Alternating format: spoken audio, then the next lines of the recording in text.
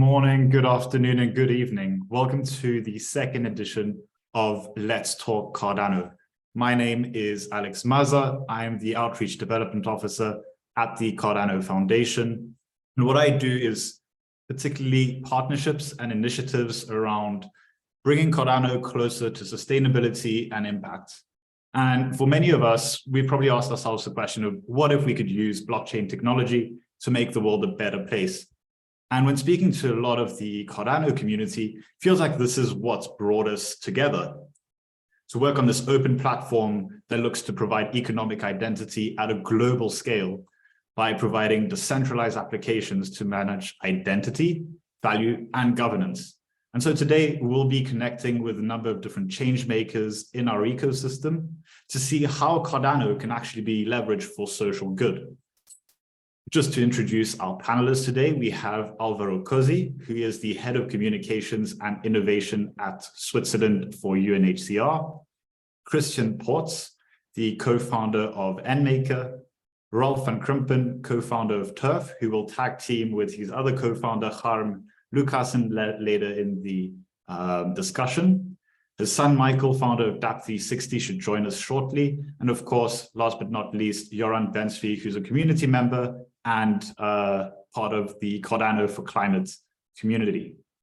So just to kick this off, and a first kind of question to Yoram, actually, who's been super involved in Cardano's Blockchain for Good community, bringing different sub-communities together around the notion of decentralized innovation for good, and really working with the Catalyst community on top of that to deliver on some of these ideals that many of us hold dear and that brought us to Cardano in the first place. So Yoram, can you tell us a little bit more about your journey into Cardano and what it's been since then, and where you see the state of the ecosystem that you're engaging with? Yeah, thank you, Alex. Great being here and talk about impact. So if we go to Cardano.org, right, what we see is make the world work better for all. And that attracts a lot of people to the ecosystem, a lot of people that are looking to build systems that are not happy with the system that they see around us and looking to build system with social and environmental impact. And but this is basically what brought me and many people that we met on the ecosystem, and this technology, in essence, I mean, once you start getting in and learning about the technology, it's just kind of mind-blowing how it can be used for good, in essence, right? Decentralization, transparency, traceability, all of these elements. So when I joined the journey on Cardano about years ago, and I joined Melanie and Nori, and we kind of initiated Cardano for Climate. And through the process, we were amazed how many people kind of find a place to come and talk about impact and start build about impact and connect. And then we met other great communities in the ecosystems, like WADA and Gimber Labs and Swarm and other community that all of them are kind of bringing together and onboarding people and connecting people to this great technology. So it was kind of mind-blowing. And in the beginning, I mean, yeah, I mean, through these 2 years, I mean, it's really mind-blowing. The people we meet and the discussion we have and the real passion to build something new. People from all over the world, from all from different countries, different experiences and background, and it's really mind-blowing. And it's important to say that when we speak about impact, at least when we work, for us, it's impact as an opportunity for the ecosystem, right? We see it as a potential, not just to do good, but as a potential to actually scale and do impact and change industries which supposed to be impactful, like microfinance or carbon markets or agricultural supply chains. So we are really looking how to work together and build these solutions and support these solutions that can transform these industries and be very impactful.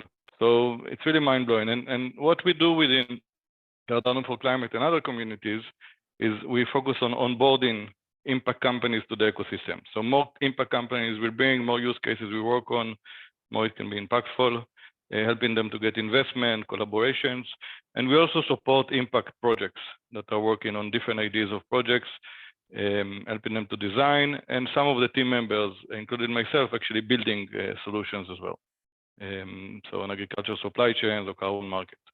So that's kind of the journey. It's really mind-blowing, and it's just the beginning.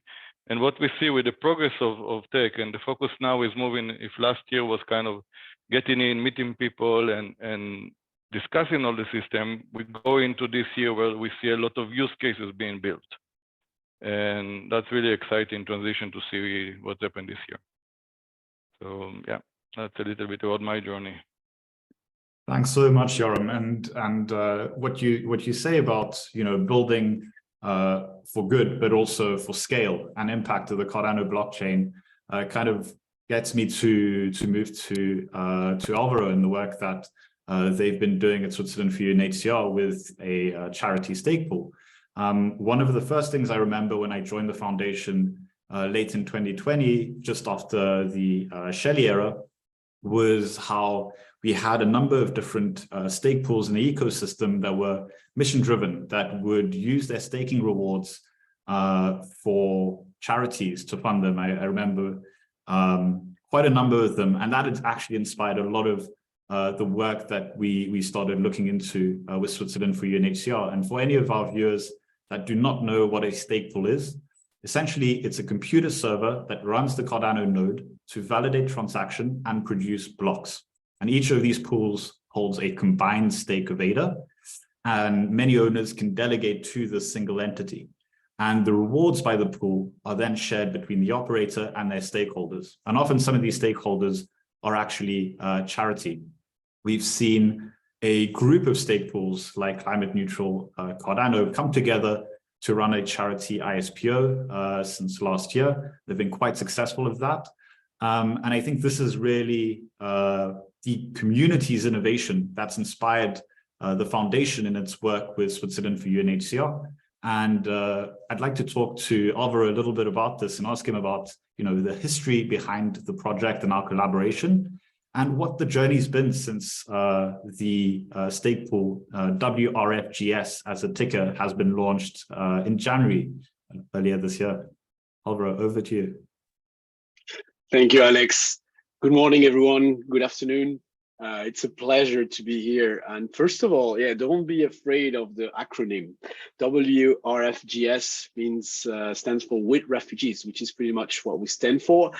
And we like complicated acronyms, just only the organization I work for, UNHCR, meaning UN Refugee Agency. You don't guess it immediately, but I know we're getting better, we're improving this, but it takes, step by step, a little bit, baby steps, a little bit like it's been so far for us as well at Switzerland for UNHCR.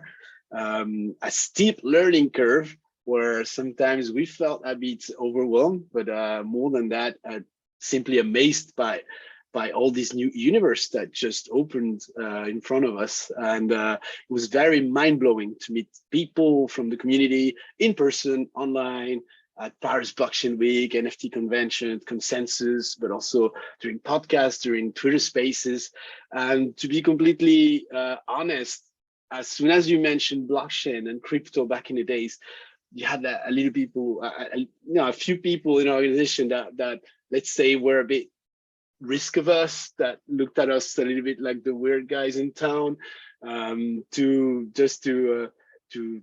information, I work for Switzerland for UNHCR, which you could consider a little bit to be like a kind of a spin-off of UNHCR, meaning we work for UNHCR, but we are, let's say, a kind of a gateway in Switzerland that allows us to explore a bit more and see what could be working and adopted later on by the wider organization.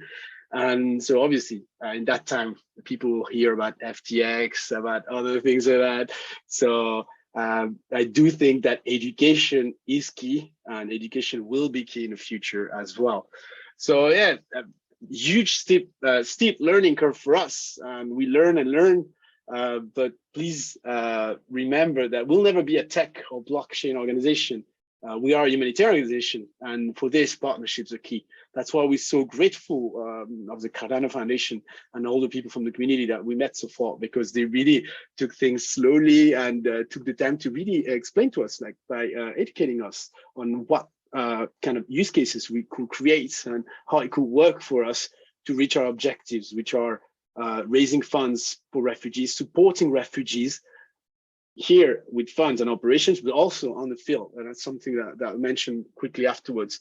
But so questions like, how do you run a stickful? You know, the importance of the community management, different components linked to how to run the stickful, like simple things like pledge, native like staking, and things that we had no idea about. So really, first step was to let's get involved with the community and hear about its members, about how can we support refugees. Meeting people from the community, participating, I said, to Twitter Spaces, podcasts, meeting the people, but also creating projects like I don't know if you noticed them, but we had an amazing project with NMKR and Turf, and many more in the pipeline still to go. Obviously Kristian is here and Ralph are here today as well. You hear about them as well. So this was really about the community, but now we're also thinking today, what about inviting external traditional donors and supporters to join the community? That's also a route we're exploring so far. So is it like an alternative way to do philanthropy and support refugees? That's the questions that we actually thinking about and exploring. So many exciting things to do. And last but not least, we're also exploring ways now to see how blockchain and Cardano community can have an impact on our operations in the field, and also in our headquarters. And we noticed again that education is key and will be key. Thanks for that, Alvaro. And Hassan, fantastic that you joined us right on time. Hassan is one of our ambassadors and was actually one of the first people to reach out to us to understand how he and other members of the community could support Switzerland for UNHCR in their mission to become essentially a member of the Cardano community and to walk this Web3 journey with all of us. So Hassan, can you tell us a bit more about yourself and why you find this project important, and how do you see the community contributing to it? Yeah, certainly. Hi, everyone. For those of you who don't know me, my name is Hassan Michael. A little bit about myself. I've been with the Cardano project since 2017. Came in as a curiosity seeker, and the more I learned about the project, the more I fell in love with the method of development. I fell in love with basically the team, the moral compass and all of that. And after that, I was hooked on Cardano, and I started to share the knowledge that I learned in the ecosystem with others. And over time, that led to me becoming an ambassador. I'm the Cardano South Florida ambassador for the entire Florida, USA.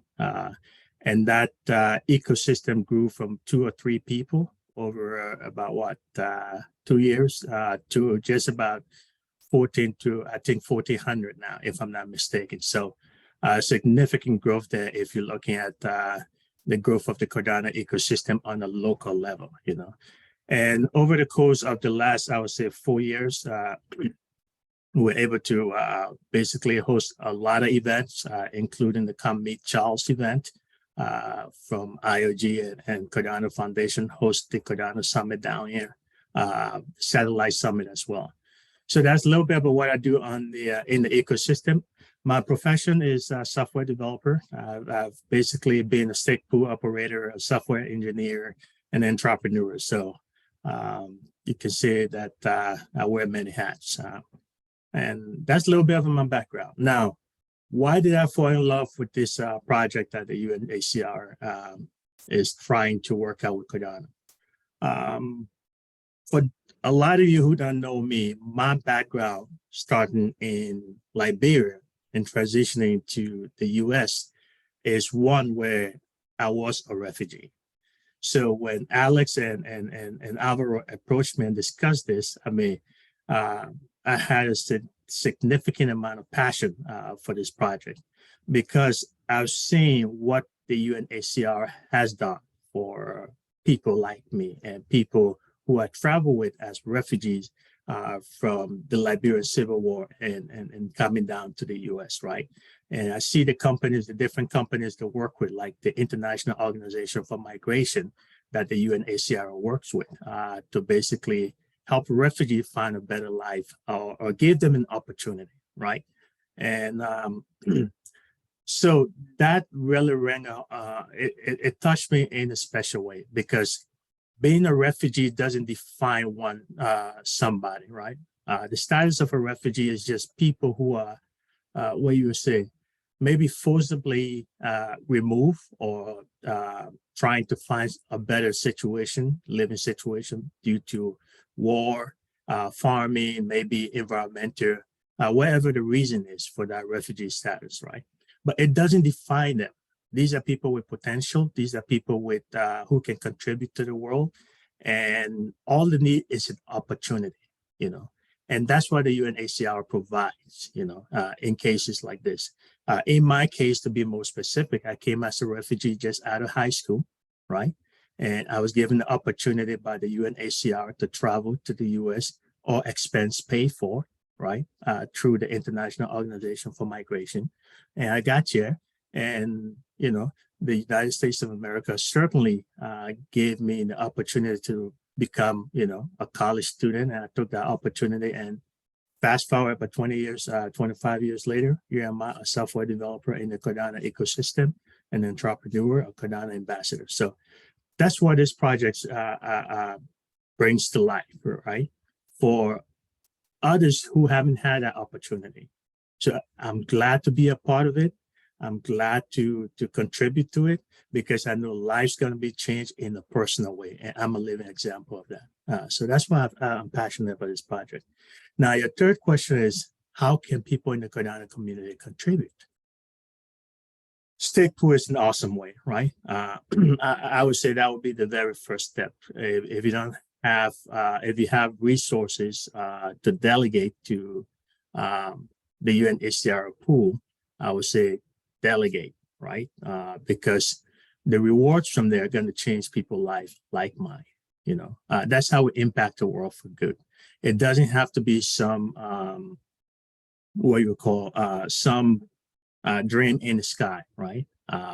It has to be something you can do. And one thing you can do today is to go to the UNHCR state pool, delegate, right? And those rewards will be put to a good cause. So that's one thing I would say. And other ways you can contribute to is just by spreading the word, right? I know one thing it takes in the Cardano ecosystem, when you run a stake pool, I'm a former stake pool operator myself. So it takes a lot of marketing to get delegates, right? When you market to anonymous token holders, ADA holders, it takes a lot of message, because that marketing is not one where you know who you directly marketing to. So any exposure you can give this stake pool, whether it's in your local community, whether it's part of your project, whether it's just a pitch, I personally ask you to do that if you are a member of the Cardano ecosystem. So two ways you can contribute. One is by delegating directly, and two is just by spreading the word, so that we can help the stake pool reach saturation, because I'm a living witness of what the UNHCR can do. Thank you.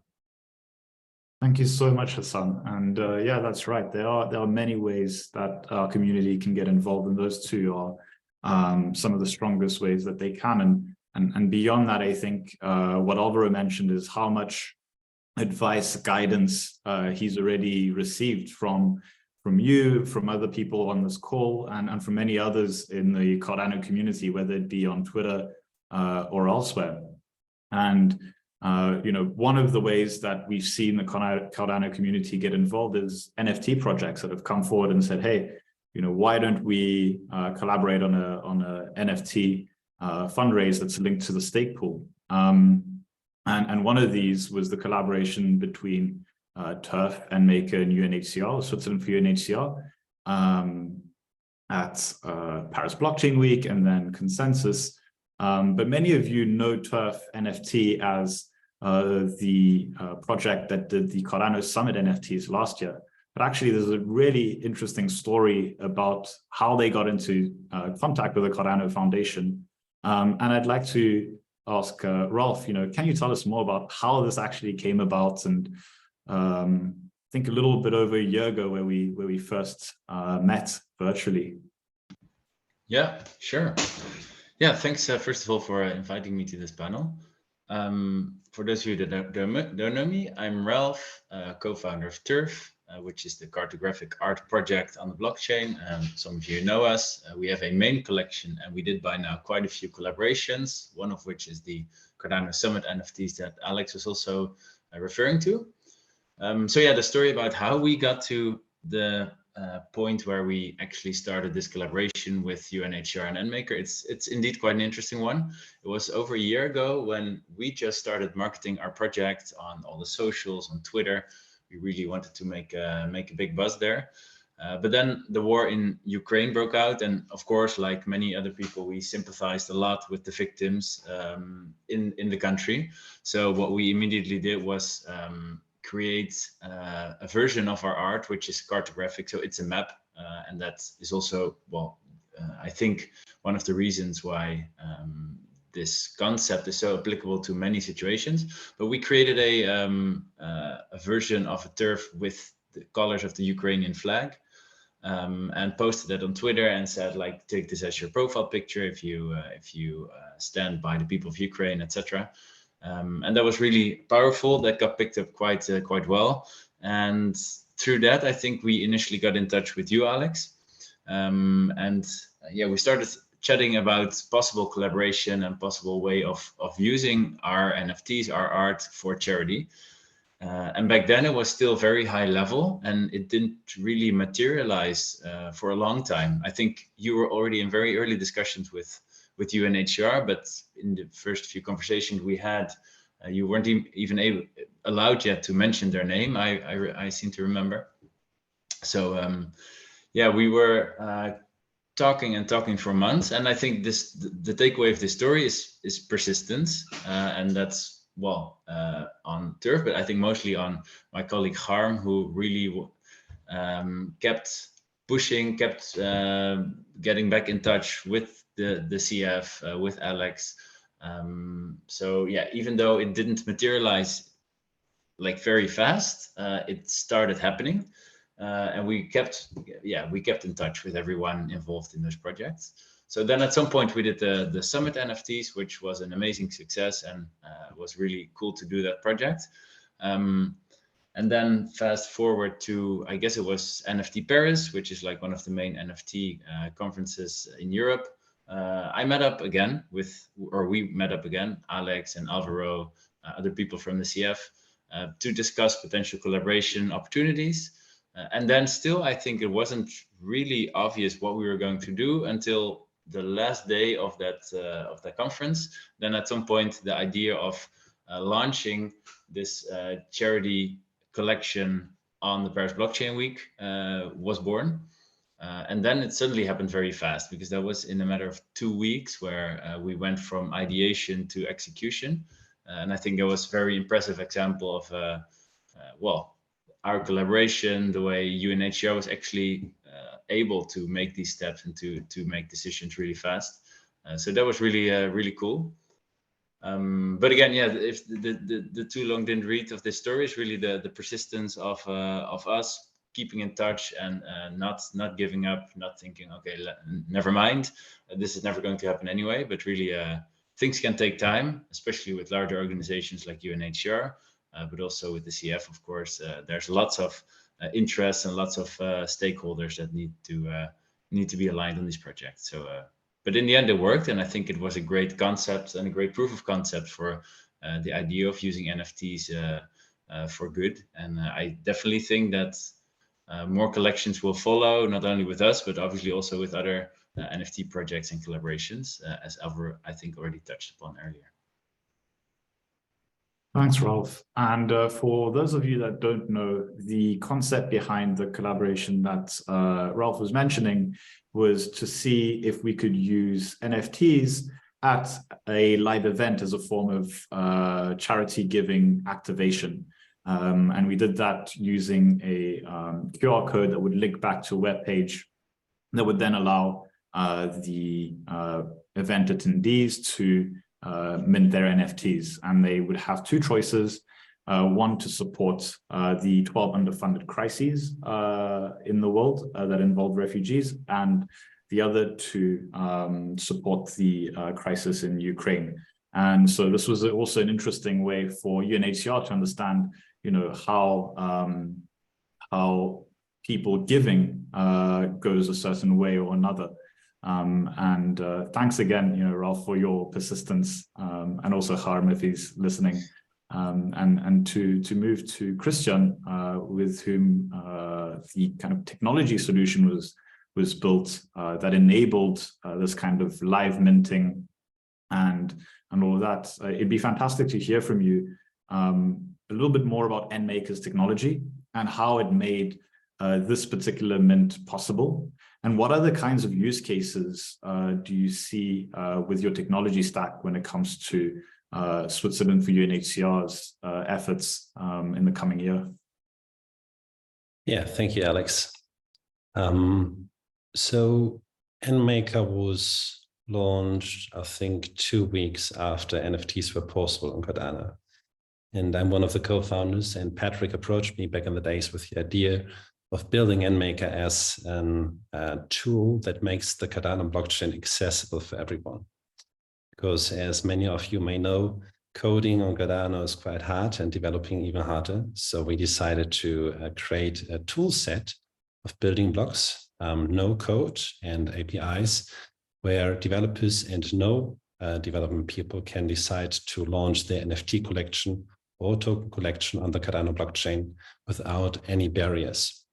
And in our very first year, we focused on making it as easy as possible for the creators to get this collection up and running. So we made those no-code suites in a way that is really drag and drop, that you just have to put in a couple of information, a couple of fields, and then you're ready to go to launch your very first NFT collection. The second gap we closed in the second year was the gap facing the end consumer, because this was one of the problems that especially UNHCR had at the very beginning. They have millions of followers around the globe and people who would like to donate or who are donating already. But if we would tell them, hey, you have to create a wallet, and those are the 10 steps to do it, and then you have to buy ADA, and then you have to send the ADA to your wallet, and then you are able to buy the NFT, we would have lost, I would say, 99% of those people. So not only specifically for this use case, but overall for Cardano for Good and all business cases running on Cardano, we have developed our NMKR Pay checkout system. With NMKR Pay, you can decide whether or not you would like to pay with any kind of crypto, or you would like to pay with credit cards on your mobile phone. You can even pay with Google Pay and Apple Pay. And it's very smooth for the end consumer to get in touch and to support. But this is only the payment. The second thing was the wallet. So we decided, although it's not a decentralized way, it's good for a lot of people out there who have never heard about blockchain to start with a custodial wallet solution. So if you buy now, and I think it's still open, right? If you're buying UNHCR NFT with credit card, you will get an email that links you and guides you to the custodial wallet where your NFT is waiting for you. So even if you have never touched blockchain before, or you never bought an NFT, go to the website, give it a try. It was never easier, and I think all of us together did a great job in getting this project up and running. With this system in place, I think we're not only onboarding people to Cardano, but we are open doors for other projects to say, for example, 20% of our revenue goes for Cardano for Good. And it can be UNHCR for Good, but there are multiple wonderful projects on this blockchain that you can support. And you can just say, yes, it was mentioned before, the stake pool. Yes, 20% of our revenue is directed to this stake pool of UNHCR, for example, and it will do good in the future. And I think a lot of your communities out there will appreciate that. And it's great to have this project up and running. Thank you, Kristian. And thank you for providing that infrastructure for the first 2 minutes that we've had with Cardano projects. And so just looking at the time right now and just kind of looking at what we've discussed so far about the Cardano community that really focuses on having a positive impact, whether it be through Switzerland for UNHCR or many other fantastic projects, looking at the diversity of projects that can contribute to this, as well as the need to bridge the gap between Web3 and Web2 audiences in order to kind of achieve that change. I think we've covered quite a number of really interesting points. What I'd like to ask each of the panelists, and I'll just kind of name you one by one, is when it comes to using the blockchain, a Cardano blockchain for social good, what is your call to action to the community, the Cardano community watching us now, to other Web3 communities, maybe also to people that are not yet in Web3 and want to understand how it can have a positive impact in our world? So I'm just going to pick on the person to my right and start off with Rolf. Yeah, sure. Well, the easiest call to action for me is to tell everyone, please go to unhr.nmaker.io, where you can actually still mint the collection, which was done for the consensus event held in Texas. So this is 2 collections, both for Ukraine and for the underfunded crisis, the way that Alex just explained. And that mint is still open for a limited amount of time. And also there's a limited number of NFTs that can be minted. I believe it's 500 per collection. So yeah, please go there and mint your NFT. There's like some nice gamified dynamics in there with like, you have the chance to mint the gold one. The art looks really fun. You can play around with it. So I definitely encourage everyone to get yours now. And I think the other one, and of course, that's what I explained before, hopefully this is just the start of using NFTs as rewards for people that donate to charity. And I'm really hoping that UNHCR will do more collaborations in the future. Of course, it would be fun if a few of them would be turf, but I'm imagining that it would be also cool to do lots of other projects, lots of other types of angles and NFTs. So for other NFT projects, yeah, I think be proactive about approaching people, come up with your own ideas, and really be persistent about getting things done, and then you can really make a difference. Thanks, Rolf. And Alvaro, you're next. What's your call to action? My call to action, I would say that blockchain is a new technology. I mean, if you look at the history, it's very recent, but it's even newer for an international organization like ours. So the call to action is really, do not be afraid to reach out to us and show us examples, tell us what you do and how we could actually together build use cases, bring the use cases. I read some in a chat that Kieran was talking about the tokenizing the social impact of secure land titles. That's something that's another super cool way to explore. And when refugees flee their home, they never think about, okay, let's see where I have my school diploma, my ID, or my land title somewhere. So, I mean, it's just the beginning, as Rolf was saying. I mean, the collaboration opportunities are there, and indeed, keep us posted. Come reach out to us on Twitter, on Switzerland for UNHCR Innovation Twitter handle, on the with refugees stake pool as well. We're open to discussion and to discover more what wonderful things we can do together. Thanks, Alvaro. And up next we have Kristian. Yeah, I would like to invite everyone who has never built on Cardano to check out the process and the project that we have done with UNHCR all together. Because I think it shows perfectly that the Cardano blockchain and the Cardano community is not the community that throws money at you that you start building on Cardano, but it is a community that thinks outside of the box to get things done.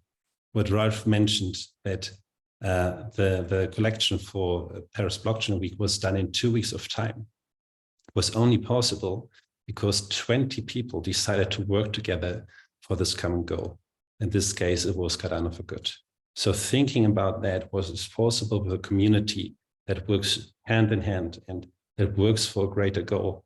Something I would like to invite everyone who's not building yet on Cardano to check it out and to buy an NFT or to get in touch with UNHCR, with TURF, with the foundation or with NMKR, because we will welcome you with open arms. Thanks, Kristian. And Hassan, your call to action up next. Thank you. Yeah, I think if I were to call community members within the Cardano ecosystem, is first to please go ahead and delegate to the stake pool. And secondly, if you can, let other delegates know they can be, they can have an impact on people's life personally, just by delegating to that stake pool, so they can also share the word as a form of viral marketing. And that would be my first call to action. But I would also like to see the Cardano community members look at the potential for this collaboration. And what I mean by that is within the refugee community, right? That's where they start. That's not where they end, right? These people come, given the opportunities, right? Like myself, there's a world of what you call, let's say, payment, right? Remittance. That's something that the Cardano ecosystem can play a major part of, right? In the long run, in the Web3 ecosystem, where Cardano now becomes a major player in the remittance payment for people who have been helped by this ecosystem, right? That's just one thing. Another thing that comes to mind, currently I'm working on a project. I'm not well advanced yet, so I don't want to disclose that, but that has to do with digital identity, right? One thing when individuals leave their homeland, right, emotionally and metaphorically, they lose their identity, right?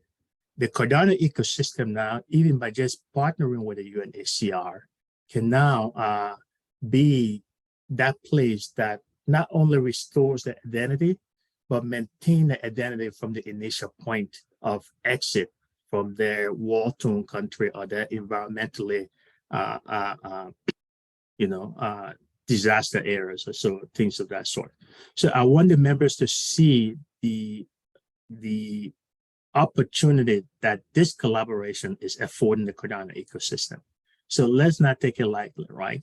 We can be a force for good in the Cardano ecosystem, but we can also be a force for good for people in the rest of the world who are going through a traumatic situation, and they can use our ecosystem to maintain their identity, to maintain who they are. And like they said, I think it was, I think Ralph, if I'm not mistaken, who had mentioned that they can also, keep the land. I'll tell you, I had a piece of land in Liberia, and I went back to renew it after 20 years of the Civil War. They don't even have the tax records for that. So these are things the Cardano ecosystem can help maintain. But first, we must make sure this collaboration is successful for the UNHCR, so they can see the Cardano ecosystem as a worthy partner. Thank you.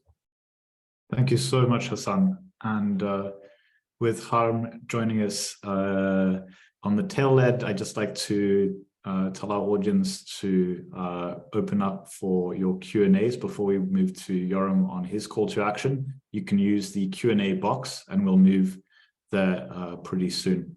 So Yoram, what is your call to action to the Cardano community? Yeah, so we have an incredible opportunity. We had this opportunity 20 years ago with the internet and we kind of missed it. So, and we have now this opportunity to use this technology for good. A lot of people speak about collaboration, and and that's kind of, we say climate change is a problem of collaboration, but are we really willing to collaborate? And I think this community is. So my really the thing is, join the community. There's so many active communities. I didn't see any community in the ecosystem that is not for good, right? And trying to build something and help each other. And everyone is very welcoming. So join the community or create a space where you connect and collaborate and jump on board to do things. So that's really key, and educate and share the use cases. We have, different initiatives where we actually use the community to reach out and share use cases and reach out to other people. I mean, there's so many things to do if you want to be active, and it starts by connecting to people, right? Connecting to people, find the people you are connecting with, you feel good with, and start working together and collaborate. I mean, in our case, in Cardano for Climate, it starts, again, by Melanie saying, hey, who wants to create a climate change challenge on Catalyst? And from that, 2 years after, we had tens of events, hundreds of meetings, collaboration, supporting projects. So that's really amazing, just do it, as we say. And another thing is, one thing that we focus a lot on, and it was mentioned here, I mean, how we connect this technology to the ground, right? Really to the ground. So it's not only Web 2 to Web 3, but it's really to the ground, to the digital identities, as we mentioned, and land and agriculture, and how we make sure it goes to the ground. So use cases like that is really part of the focus that call to action for us for this period, which I think can be a game changer. Carbon market is one, everyone is speaking about that, but what really happened in this market, right? And so let's crack that. Let's figure out where the money goes, what's the impact, and that's this type of use cases can be really revolutionary. Thank you so much, Yoram, and thank you again to all our wonderful panelists and audience that joined us here today. In the last 15 minutes of this webinar, we're going to move to a question and answer. So please make use of the Q&A tab in your Zoom. And what I'll do right now, as some of the panelists are already answering some of the questions that have been posed, I'll just go through them in chronological order. And the first one that came up was from Ben, asking, how can we bring more women and other underrepresented communities into this conversation? And this I'd like to open up to any of our panelists that would like to answer. Sure, I can reach out. I mean, first of all, there's a lot, unfortunately, in this panel note, but there's a lot of incredible women on the ecosystem, but not enough, right? And there is Cardano Women and different initiative of great women working on a building on Cardano, and definitely need to do more than that. And also, through Project Catalyst, that used to be before, we used to have fund, dedicated for different regions like Africa, Cardano for Africa, or LATAM. It was focusing also on bringing people not only from the Western world basically on board. And I think that was very powerful. And groups like WADA and other groups again need to get much more support, I think, from the ecosystem. So yeah, great question, and definitely we need to focus on that. I mean, we cannot change the world if we will not be also a good representative of everyone in the world, right? So yeah. Yeah, if I may add to that, I think it has to be a very conscious effort on the part of those of us who are already part of the ecosystem. I had similar problems with one of my company, one of the organizations I started called the Cardano Solution. And I had to make a very conscious effort with our team to recruit a female to be a part of that team, right? And it's one where we had to make her feel comfortable, number one.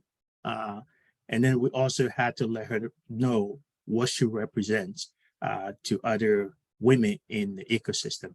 And reluctantly, she accepted, but she became part and she became a contributing member. So I think that responsibility is on us who are already part to be very, very inviting and welcoming to women in the ecosystem. And it doesn't just have to be in a developer role, right? It could be in other roles. And that's a task we have to take as our responsibility and not just hope happens.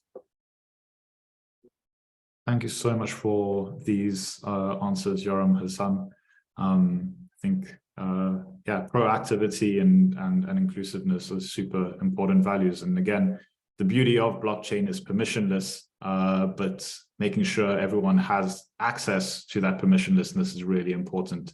And again, if we're speaking about this specific project that we're working on with UNHCR, we encourage community members, regardless of their backgrounds, to reach out to us and propose some parts of actions, as many have already done and are currently in the pipeline of this collaboration.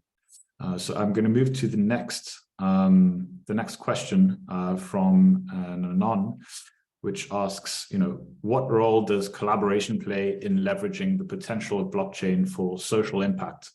And how can different stakeholders work together effectively? Now, I'd like to direct this question to Harm, who's currently working on a really interesting project that is separate to Turf NFT, but I think has a big impact when it comes to that question. All right, thanks, Alex. Yeah, that's actually a totally different project. It's called Glow Dollar, glodollar.org, which is all about reducing extreme poverty around the world. Basically, it's a 100% fiat-backed and regulated stablecoin, where if you hold it, we invest it in T-bills, and any of the proceeds we make from those investments, we donate to Give Directly, which is a charity that runs basic income programs for people in extreme poverty, and they've been doing that for years now. I think to actually answer the question, there are a number of aspects on how projects can collaborate, but I think the most important is seeking out ways that we can increase the pie. So actually delivering real world value to real humans that are in need of financial services. And because many of the problems that we are faced are much larger than just the people in just this call or in the existing crypto ecosystem. So I always encourage to think not just about, okay, how can we grow within the existing crypto ecosystem, but also how can we expand beyond the existing crypto ecosystem. And I think the collaborations with UNHCR, for instance, are also really fit strongly within this theme. And well, it's my personal dream to be able to, through Turf, at some point, gift NFTs to all donators to UNHCR, not just the ones that visit blockchain conferences or are within the crypto ecosystem, but just as an incentive for everyone out there. And I think that will be instrumental in onboarding the next millions and billions of people. And ultimately, that will lead to even more positive social impact too. That's the one thing I keep repeating. Thanks, Harm. And when we're talking about collaboration, this is something that you've pushed quite strongly, Yoram. What can the Cardano ecosystem actually do better to collaborate in order to leverage our blockchain for positive social impact? Yeah, I mean, there's so much going on. So even about Blue Dollar, I didn't even know where we were. And I mean, there's so much going on in the ecosystem, I think. And one of the of collaborating against the communities. So if we think about it, we have a trusted ecosystem of people, and around that there is communities which you channel in a lot of collaboration. But one initiative that we are starting to do, for example, is a monthly event where we kind of share update and synchronize between the different impact projects happening, which I think will help a lot. So everyone can come share their updates about the updates, what help they need, how they can help, and somehow to have a place where we kind of have a monthly update between all of us. I think that's very important. Yeah, but for me, a lot of this collaboration and challenge, like Cardano for Climate, a lot of the people that come, they come, we treat it like as a pathway, a corridor. They come, we connect them to the right places for collaboration, and then they go on to the right places. So I think the community is a very important role in that, in this collaboration aspect.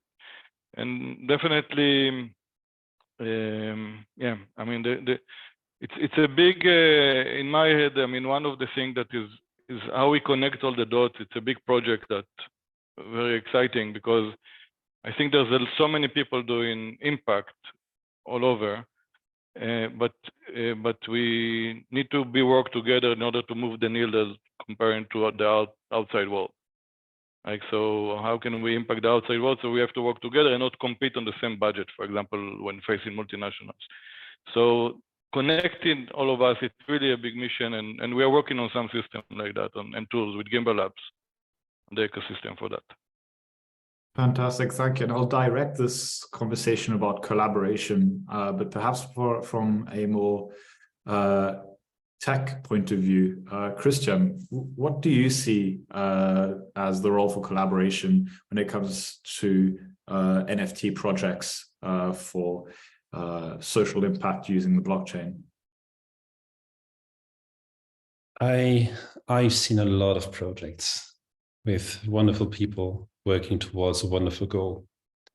And a lot of those projects struggled in getting to a point where they execute the project. No matter if it's impact in raising money, impact in giving away something for free, whatever they wanted to do, they struggled because they had no deadline. And I think if we stick to this example of the UNHCR NFT launch, I think it was very good for us that we decided to work together. We had a shared vision, but we had a deadline with the Paris Blockchain Week upcoming. So this is something where I would say, if you work together, yes, tech is important, but vision is even more important. And if you combine it with a deadline, you're running the whole thing like a business. And that's something, if you want to raise money, for example, you have to run it like a business. And this is where a lot of people are struggling, because they think, oh no, it's for good. It's not a business. But this is the balance you have to find. And I think all of us here on the panel, we are happy to help. So again, please feel free to reach out. You have to pick up the phone and call. You have to write an email, get in touch, and something will happen. I don't know what will happen, but my way to NMKR was that I picked up the phone and they called Patrick because I saw him on a panel like this. And they called him 8 times before he picked up. Now we're here working on UNHCR together. So once again, get in touch. And from a tech point of view, I would say everything is in place. You can imagine to launch your first NFT collection for good. Thank you, Kristian. And just making my way over to the next question from an anonymous attendee, and just noting that we have 5 minutes left. Alvaro, Hassan, what metrics or indicators do you see as a potential measure of the effectiveness and the success of the Switzerland for UNHCR project?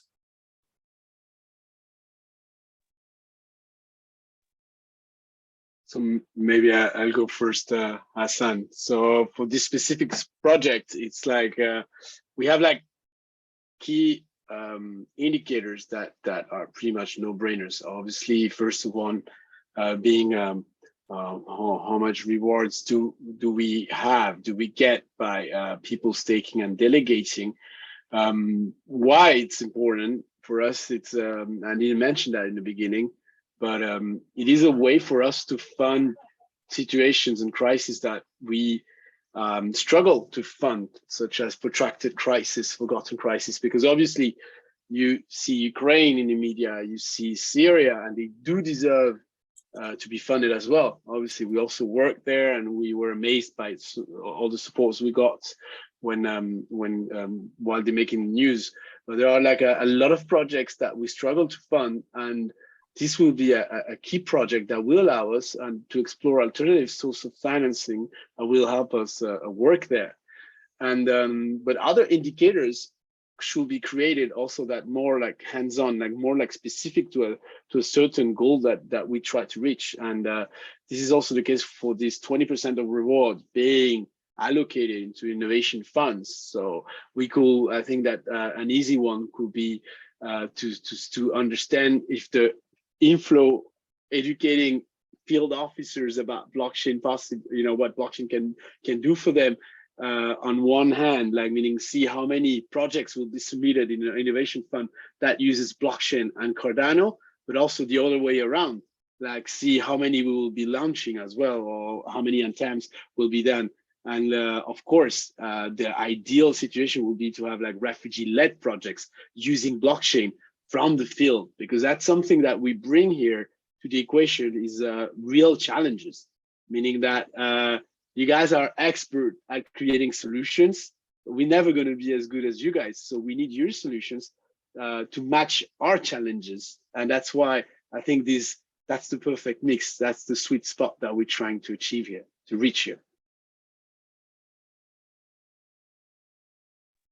And if I'll add to that briefly, I think, and I'm speaking at large here, not just in regards to the UNHCR project, but for any metrics to indicate effectiveness of blockchain, I think we look at two things. Primarily, one is monthly access users, because the blockchain is one that creates utility in the form of decentralized application.